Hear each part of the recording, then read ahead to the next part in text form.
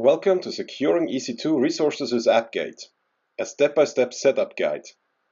This video is a supplement to the document, which contains all the steps, screenshots and details to fulfill this. It assumes you have seen the introductory video which explains the security challenges associated with the move to EC2. It also covers the software-defined perimeter.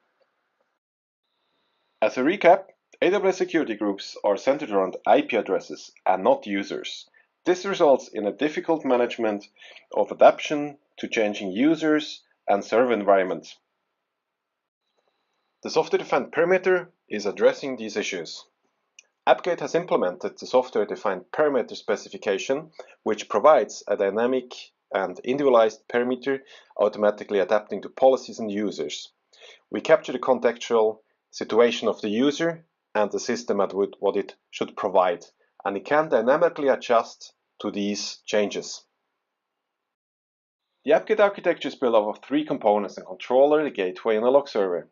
The controller can be seen as the authority of the system. It's issuing tokens, and it determines, according to policies, what access rights a client will get. By client, we mean the end user. The end user is using the client over the virtual network adapter, communicating with a secure encrypted tunnel to the gateway. The gateway is the component which actually protects the resources that we would like to access, something we call also the site.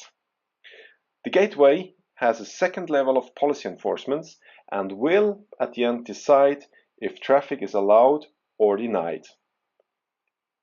Third and last, we have the log server, which is a central logging mechanism collecting all the events happening in the distributed system. So today we're going to set up a single resource in EC2, which we're going to protect by the AppGate system.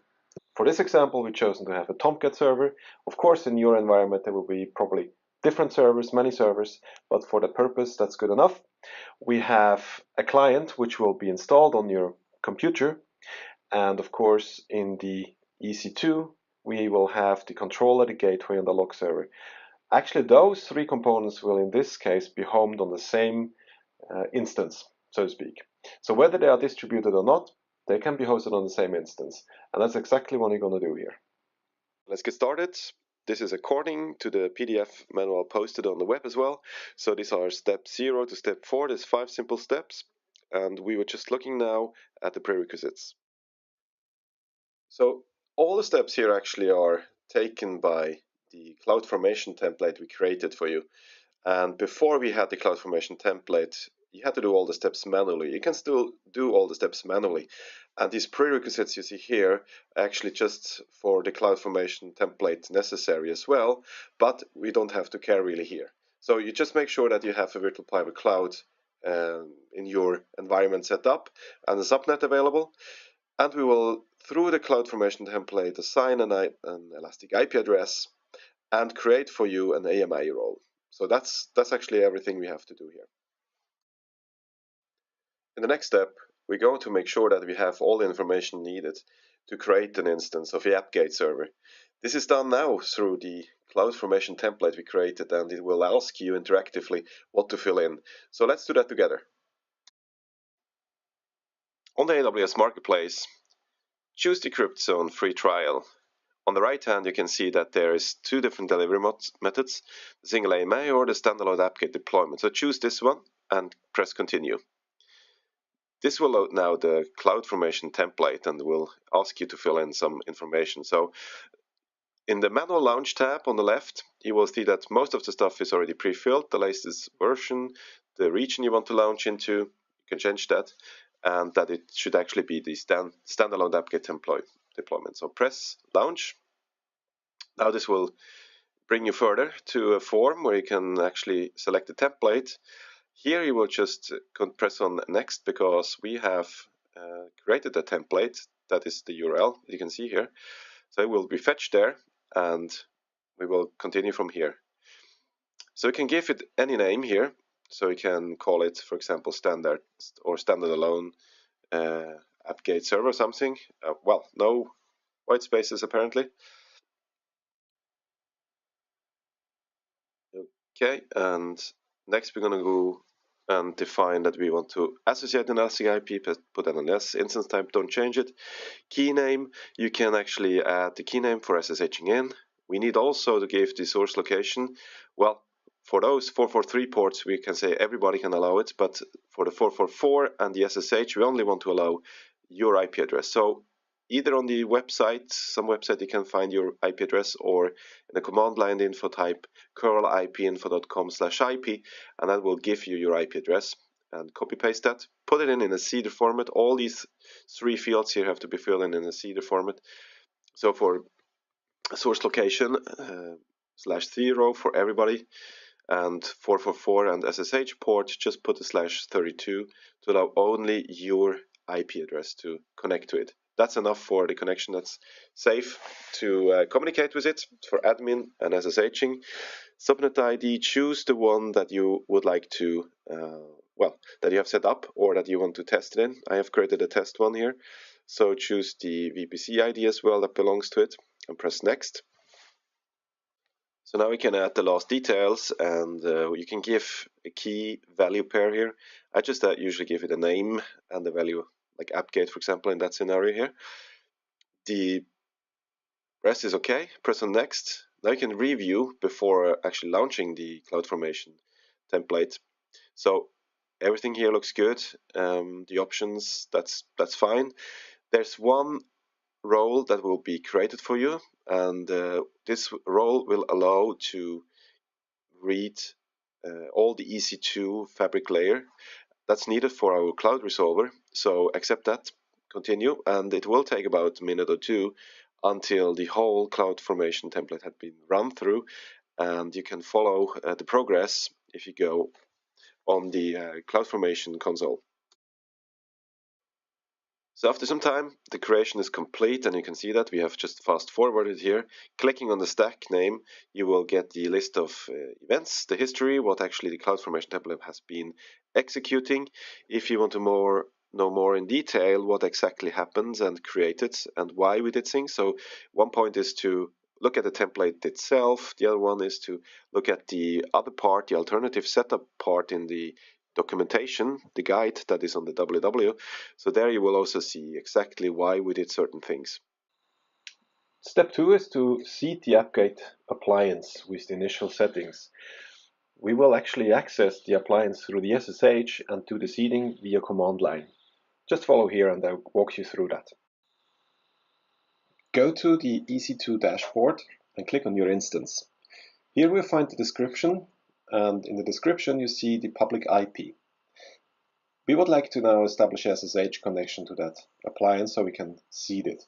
So copy the URL or the IP address and copy paste it into your PuTTY or SSH terminal. We're going to use SSH terminal. So let's do that. So we do SSH -I for identity file, and we have the PEM file that we got while launching the appliance. The user will be CZ, that's the default user, and of course the IP address that we'd like to add.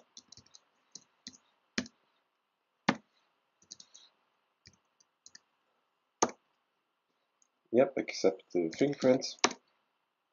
There we go. We're logged in on the appliance now, and we can now configure the first appliance as a controller through a menu-driven tool. So it's called CZ setup.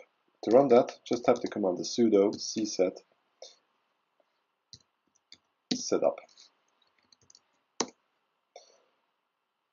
Here we say that we start as a controller, so let's configure it, press enter, and give it a host name. So the host name actually reflects the IP address or the host name that has to be communicated to with. So let's add this one. We actually want to use a host name and not the IP address, so let's just make sure that we get the public host name of our elastic IP.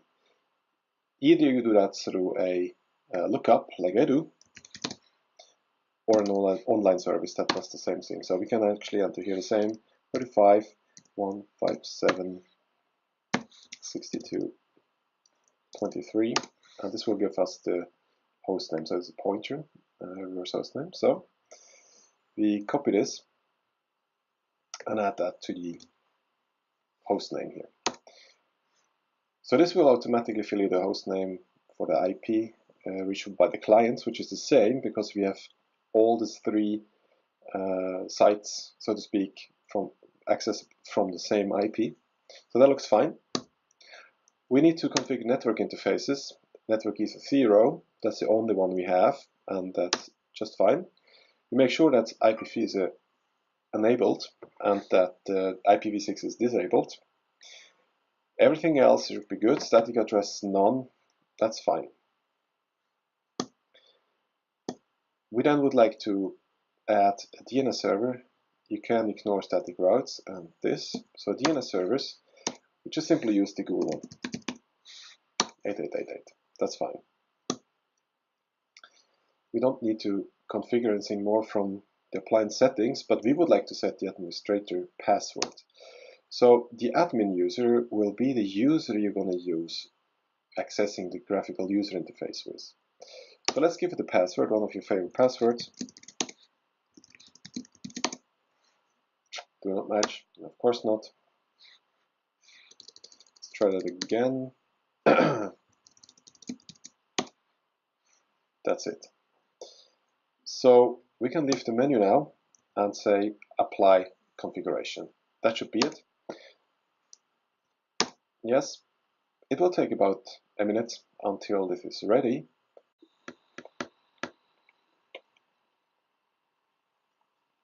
So as you can see now it's ready. So we try to access it from the browser. Let's open a new tab.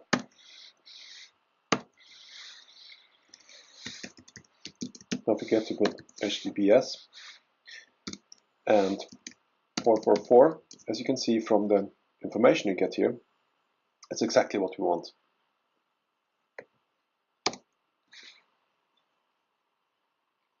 So here is the actually verifying of the certificate, which is a self-signed certificate we can accept. Proceed to it.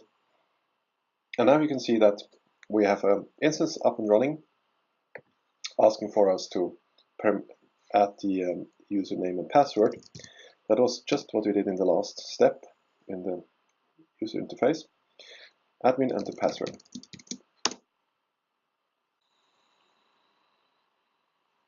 So here we go.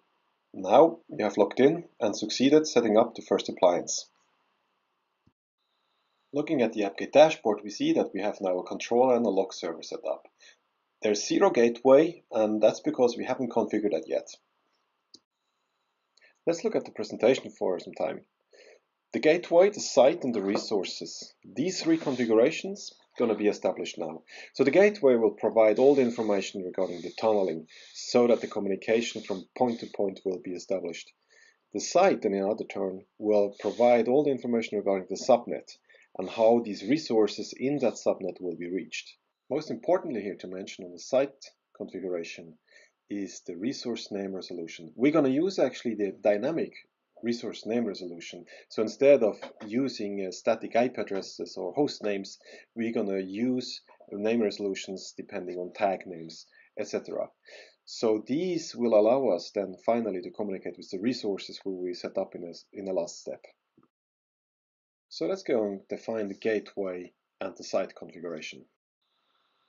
So let's go and add a new site. On the left-hand menu, you can go under Configurations, Sites, click on Sites, and then add New Site. So give it a name, for example AWS Frankfurt. Nodes, whatever you like to give for a reminder. Networking, we don't need to add this checkbox here, entitlement-based routing at the moment. We'll have subnet, so we're going to add a subnet, and the subnet is the one defined in your EC2 VPC subnet, which for our case is 10.10.10.0.24. We will then ensure that we allow SourceNet and TLS enable. TLS enable, this means that we're going to do the tunneling. That's fine, the default setting. We're going to see that we have the name resolution part here, and that's where we're actually going to make sure we allow that on this site we use the AWS resolvers. We can give it a name, AWS Resolver 1, the AIM role checkbox will be checked in, because since we launched the instance with the IAM role attached to it, the instance inherited actually the access rights, so which was in our turn to use the fabric layer for querying our API, querying the EC2 fabric layer for tags and resolved it to IP addresses. So by clicking here, use IAM role, we can effectively use that instead. There has been another implementation earlier, which could be created an access key for it and use the access key ID and secret access key. But it's a hassle to update and manage. So it is much more preferable to use the IAM role. The rest here can be checked as it is. So the last step here for the AWS resolve is to add the region. So click on region here and enter the compact region name. In our case, this will be EU Central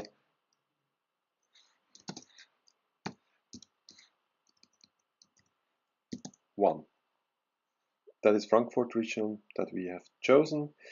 There is a link in the document showing you where to find these abbreviations, compact names on the AWS documentation. Now we have created our first site and should save these. So now when you have created a site, which is it's kind of the collective for the subnet we're protecting at, we have to provide the way to access it, and that's the gateway. So the gateway actually requires to have a site. And this is kind of the chicken and egg, but in our configuration it's straightforward because we have established the site's configuration and will now define the tunneling configuration, which is still, as we said from the beginning, on the same appliance. So let's do that. Now it's time to configure the gateway. For that, we have actually to configure that on the appliance itself. So let's move to the configurations, appliance, and we just want to edit the current appliance. Remember, this is a single appliance. So we're going to edit this one. We have the basic settings, which we already provided through the CSAT setup menu during the seeding. We now would like to say that this appliance is actually attached on a site, so that the system will know that resources accessing in that site will go through this appliance. So we choose the appliance, the site, that we just created before, and make sure that these networking settings here are correct. So ETT that's fine. We use ETHCP. We have the DNS servers that we have also provided through seeding. It's 888, that's fine. We don't need to add any particle routes, that's good. We have the capability we have to turn on, which is the gateway by itself. So let's look at this one for a moment. Down here you see the controller gateway and log server. So here we define on an appliance what actually kind of feature is running it. So controller and log server we have already decided to be it, but now also gateway. So let's click on gateway and make sure that this is enabled. So by checking here this box, we will enabling the gateway functionality. We don't have to do anything here with the latent weights, but we have to add a destination. So here actually, this is a repeatable information, but it's important since the appliance and the site sharing the same object. So we have to give them the same subnet here as well. And the subnet left one 0 is 24. The network interface is ETH0. That should be it. So let's save this. And now we can go back to the dashboard and review that we actually have one gateway now set up. As you can see now we have an appliance with a gateway, controller, and log server. So now we actually should prepare a resource that will be put into that site, in that subnet. And for that we can simply use an example Tomcat server, which provides us with a web-based access. So let's do that. Let's go to the EC2 management console and launch a new instance. Tomcat stack, so let's select this one. Choose the general purpose T2 medium instance and click on next to configure instance details. Here we're going to choose the VPC that we are actually operating in, and also the subnet, where we have to put actually the instance in. So this is a subnet that is protected by the AppGate system. So the subnet is the same as the gateway attached to it. We don't have to put any public IP address here, since we don't want even to be reachable from the outside. The only way to get to this instance will be through the AppGate client, through the tunneling, through the gateway into that site. So that's fine. We don't have to do anything more here. IAM role is none, and the default settings can be kept here. So adding new storage, that's totally fine. We have the basic settings here, the default settings. Now here, actually the tagging becomes to be the heart of our name resolving here. So the name resolver will utilize tag names to actually verify what the IP address is of these candidate names that has to be resolved. So for that purpose, we will have some kind of a naming scheme here. And in our example here, we're going to use something called employee app. So we would like to tag all the appliances or all the services inside the protected area with a dedicated name. And we call that for app type, which will signify what kind of app it is. And since we're going to resolve all employee apps in the AppGate name resolver, we're going to tag it as employee app. This will allow us to automate actually the instance IP address resolving. Remember that the IP addresses will be used to configure the access right at the end when a client is connected to it. So let's keep that as employee app and go further for the configuration of the security group. Here we create a new security group and we call it Gate Protected Resources. We actually want to assure that nothing from the outside will be allowed to access it. So we're going to change this and call it all TCP. And who is actually allowed to communicate to this instance? And this is, in our case, only the gateway, so the appliance, the AppGate appliance, which means we would add the IP address here. And this was 168, I believe. Let's have a check here in EC2. So if you look at the AppGate server instance here, we configure the IP address, this 168, so 10.10.10.168. That's fine, so let's go back to our configuration, so 10.10.10.168, and we have to choose a host. See here, that's it. So we allow all TCP connections from that IP address, right? We also will add another rule for ICMP. This would just simplify us if there should be any debugging or trying to figure out if that appliance is up. So this is the same setting here. 168/32.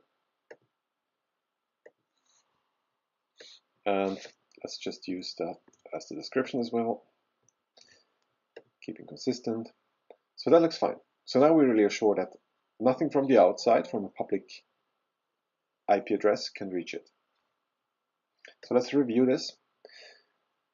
This seems to me all fine, and launch it. Remember the key pair. We don't really need it, but still, you'll be able to download that assigned to it. So to do that. And while this is launching, let's have just a review actually what we're going to do next now to access this resource from the AppGate system. We have something called the entitlement. As you see here in the graph, the entitlement is the definition of the resource to be accessed, and these attributes that we are defining here is protocol and port, such as an IP address usually, and a port number, and a protocol type as TCP, for example. And we actually don't going to use that IP address since we're going to use a name resolution. So we're going to do that different.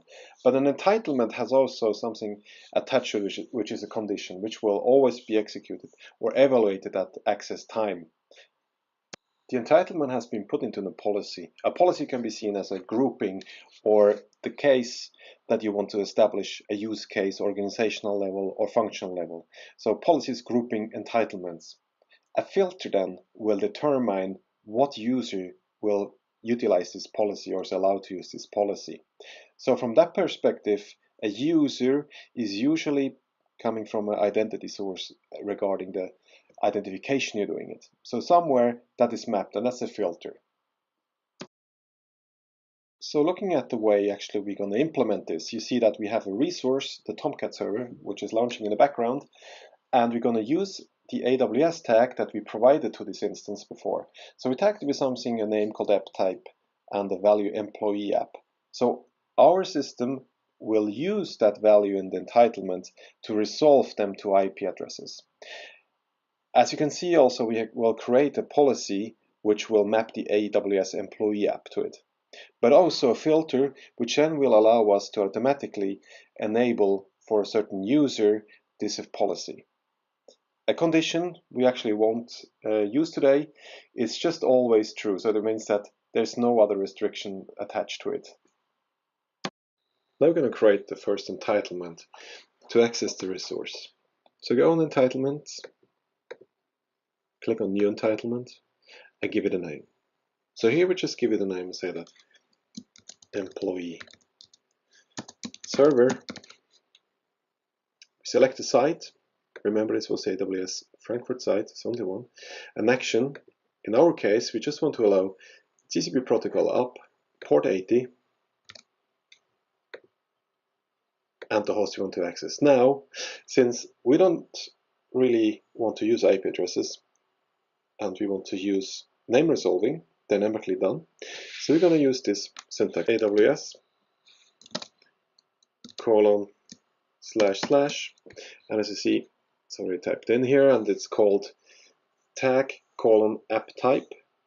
So this is a naming convention or syntax, which means that we're going to resolve all the hosts inside this VPC that is actually tagged with a tag called app type and looking for the value employee app. So this is actually essentially how at the end the IP address will be resolved.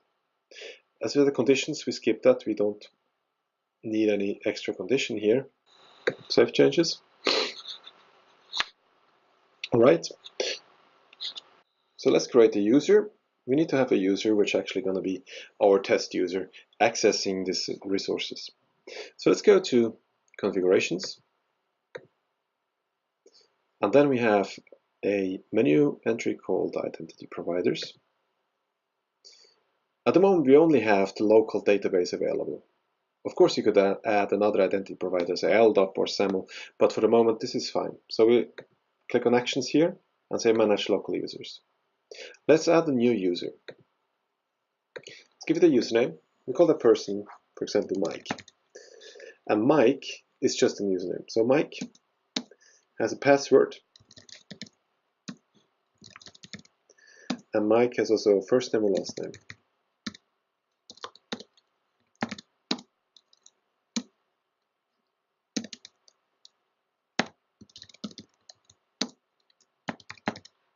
Password. We always have to give an email.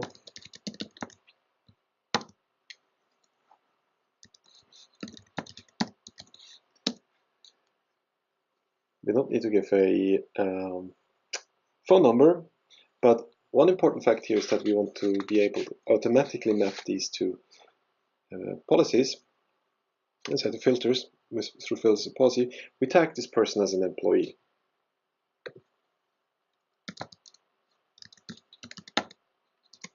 So this will allow us to dynamically create this, actually what's possible for that user when accessing the system. So next step is to create actually a filter. And as we told before, actually a filter is an important mechanism here, which will map users to policies. So if you create a new filter, you always have to decide actually what are you looking for, how to select the user. So let's try that. So create a new filter. We call it employee filter, since we're going to try to filter all the employees into that mapping. We then can choose a kind of a test that has to pass. So if any of these is true, then that's totally fine. And as we saw in the previous step, we have actually tagged that Mike as part of an employee. So we tagged it with employee. So let's use that for actually being able to get in automatic mapping. So we say that if any of the following is true, then the field will pass. So if a tag contains the value employee, this one will pass. I would just add another tag here to signify this is an employee filter. Save the changes. So now what we're doing is kind of gluing everything together. So for that reason, we start creating a new policy. We call it employee policy, since we want to collect all the resources to be accessible in a policy called employee. Now we map the filter, which we're going to call called employee, to it. So that we glue now together the filtering of the users to that policy. But we have also to say what entitlement we want to give. So you can either enter that by name or by tag. So let's try that with by tag. We tagged here the entitlement as employee. Let's bring that up. And that's fine for the moment. We actually don't need to put that in the tag, but we can add here employee for consistency. So this is aligned with the employee use case here. So now we actually all set to start testing the client. This is now getting to our last step, and the interesting part here to test actually what we have done also works. So first of all, we're going to install the client, and then we're going to log in as Mike and see that we can access this Tomcat resource, which is only at the moment possible to access through the AppGate system. You can download the client from the host, actually, from the AppGate system. You have simply to type clients, CRI, and we get a list of installers to download. So you can either have the OS X installer or the Windows installer. But you can always go through the AppGate download center on the www.cryptzone.com download center /appgate, where you find the downloads for the different operating systems. So let's try to fetch it from the instance here and install it. After installing the client, we want to verify that all the things work together. As you can see here from my AWS console, the IP of the resource, the Tomcat server, is only internally available on 10.10.10.77. There is no external IP address available to access it. So what we have to do now is to start the client and actually log in as Mike the employee. So here we have already started the client. On macOS, it is residing on the top. So let me just enter this host name here, which is not that beautiful, but it makes its test purpose very good. So let's contact it through clicking on next. As you see, we actually are asked to verify the validity of this certificate. We click, of course, that we have verified it, and next. So now, we actually can choose to enter some valid credentials. So we choose identity provider local. There's no other identity provider set up. And we're going to give Mike a chance to log in. So Mike, the password, as we said before. As you can see, Mike is connected successfully to one site. Perfect. So let's see if we can access now this service.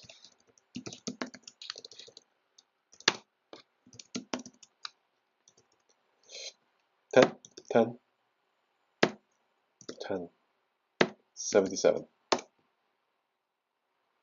And as you can see, we have actually succeeded. So this means now we have a tunnel from the client, from my machine, through the AppGate client, is an encrypted TLSN tunnel, talking to the AppGate server, so-called the gateway, exciting the gateway into the site exactly for that purpose to this instance on the 10.10.10.77 instance.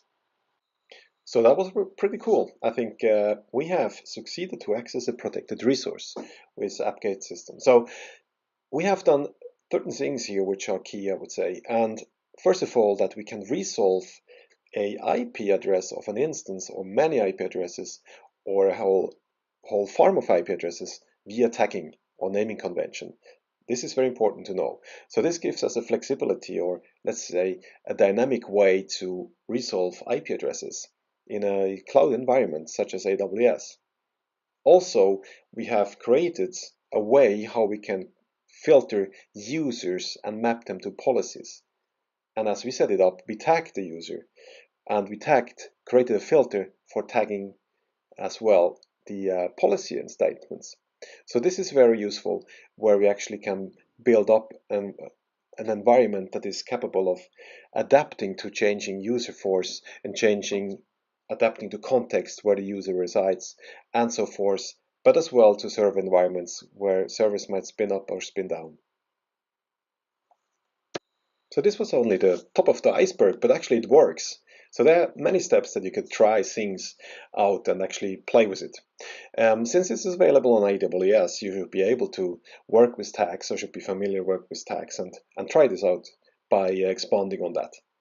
You can also try to, for example, an ICMP entitlement to enable ping on the resource. It's just about to try it out and have fun. So thank you for listening. There are some more resources available. You can access these through our actually AppGate community on cryptozonevbulletin.net. The product documentation is available on our help center, but also on our main site for AWS.